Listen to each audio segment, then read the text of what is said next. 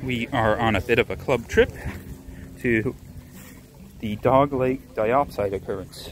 This is a location that you usually can't get access to. Once in a while, the Walker Club gets access to dig here.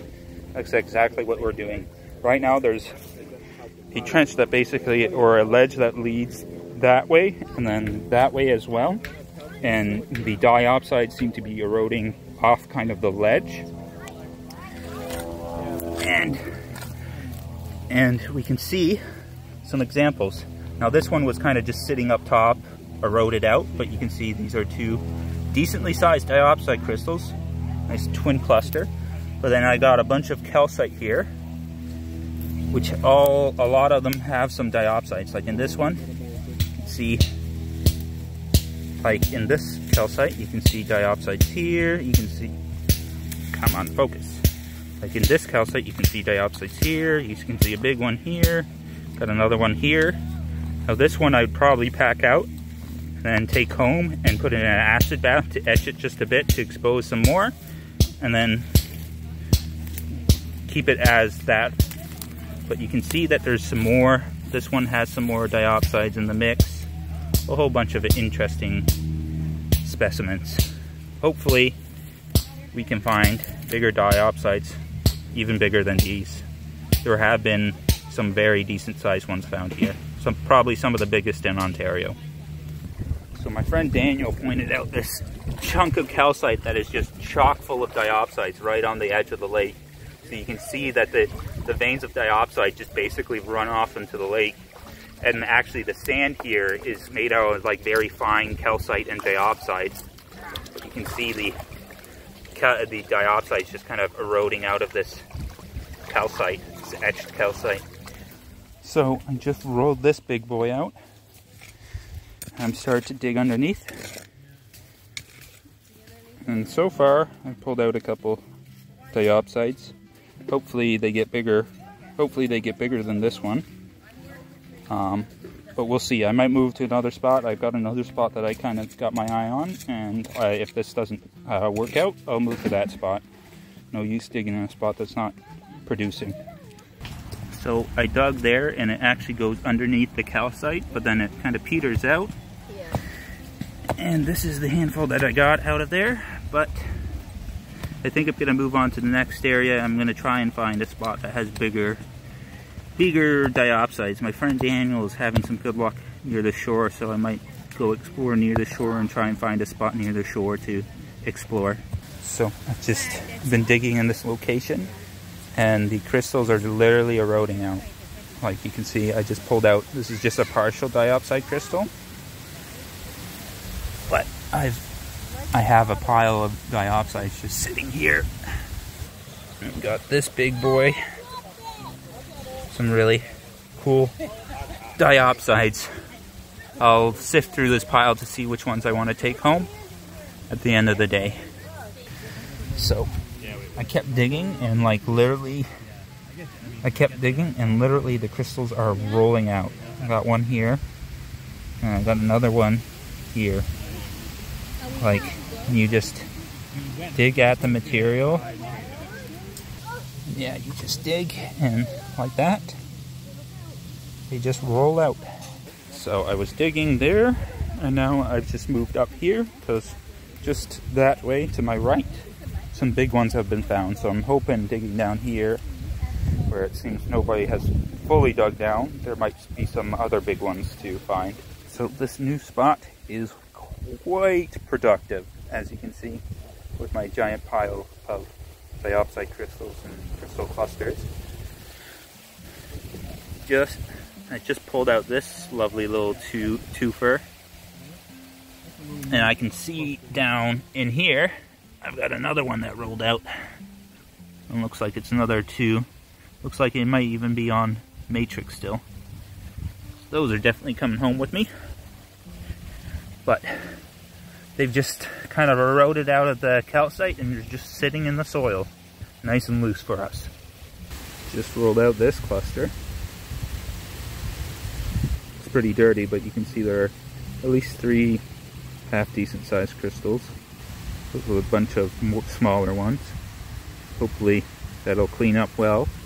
The hole is progressing. I had to bring out the entrenching tool to make my life easier so that I could dig deeper. But this is a good sign.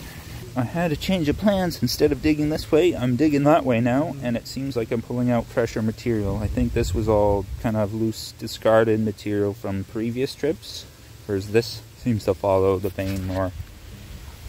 Because I just pulled these two out.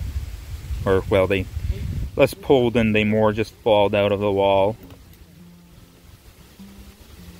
But it seems to be going in the right direction, and it's going deeper than over here. Here I hit a solid giant chunk of rock, so I'm thinking the vein is more over this way.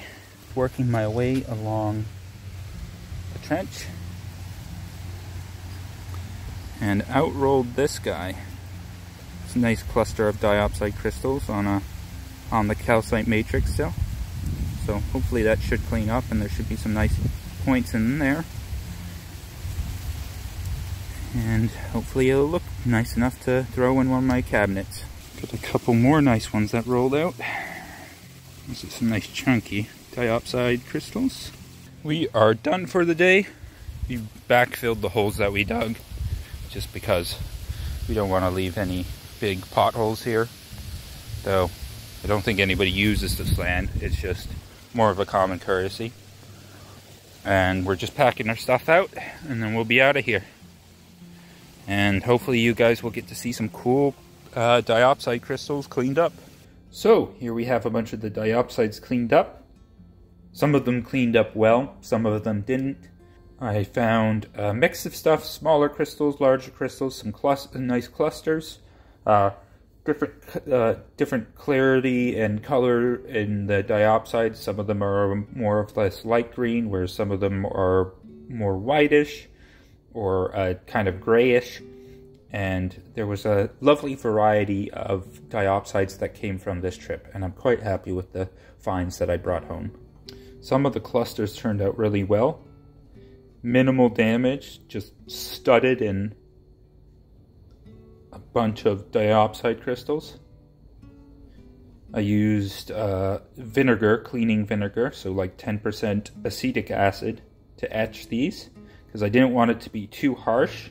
The muriatic acid tends to work a bit too quick, and also muriatic acid tends to turn calcite into this kind of melted wax, kind of glossy melted wax look, and I don't really enjoy that. I don't think that looks as natural as the kind of the more dull matte etching look that acetic acid gives. It seems a lot more closer to what you'd see of naturally etched calcite.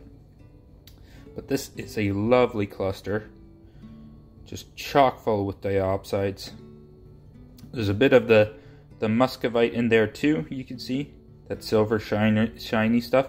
Some of these diopsides have like muscovite embedded in them, and some of the muscovite can actually get quite gemmy. But I'm quite happy with this cluster. Some of the clusters are basically just diopside masses where the crystals have all clustered together. You can see the whole back. This is just all diopside. Basically all of it is diopside. A little bit of calcite is still on there. But you can see they kind of just, the crystals mass together, and you get this one lumpy mass with some nice sharp crystal faces on it. Then of course we got the smaller clusters as well. This one is nice because it's got 3 decent sized crystals clustered on it, and then a bunch of smaller ones kind of studded on the back.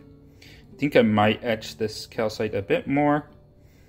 I think it will look more better once that calcite is etched off a bit more. This was the largest crystal that I found. It has some, I think, a little bit of damage on the back. Some of this stuff is actually the imprints of other crystals, and then some of it I think is just damage, but it's hard to tell. Like, this could also be imprints from another crystal, but I think this is actual damage. But overall, the front is nice and aesthetic looking. And here you can see some of that muscovite that I was talking about, that mica that's embedded in some of the diopside. Here's just a closer look at that nice large crystal. I'm quite happy with that. Another large crystal. This one also has some damage on it, unfortunately. But still really cool for just the size. Now, some of these larger ones can get quite nice. The color on them can get quite nice. This one's a nice light green with some semi-translucency to it. Some of the previous diopsides that I showed you are more of like an off-white or an off-white green color, or maybe even like an off-white gray color. Whereas once in a while you get lucky, you get these kind of more, I would call them more gemmier light green diopsides, which are quite nice. And this one's got some very nice sharp faces as well. With these diopsides, there's a nice variety in the general crystal shape. Some you can see have a bit more of a pointed termination, like these two. And some are a bit more tabby, flatter, and then we got kind of the chunky squat ones as well.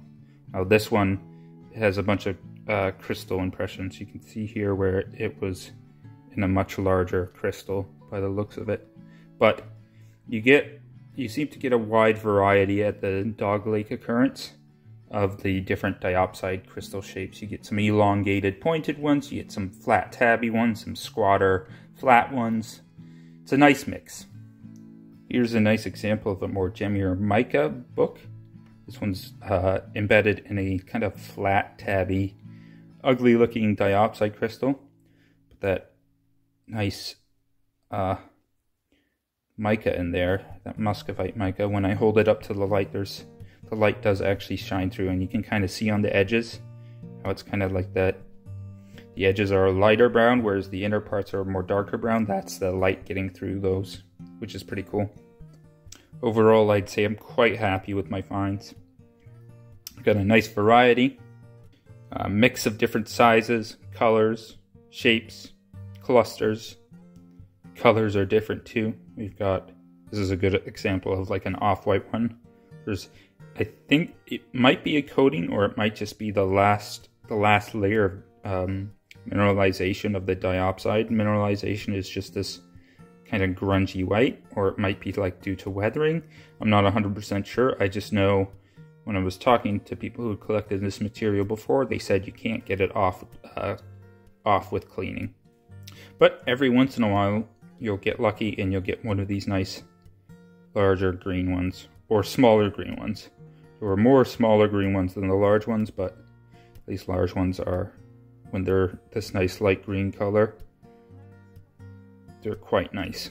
And as you can see, I found a plethora of small ones as well, with all varieties of different shapes, sizes, colors.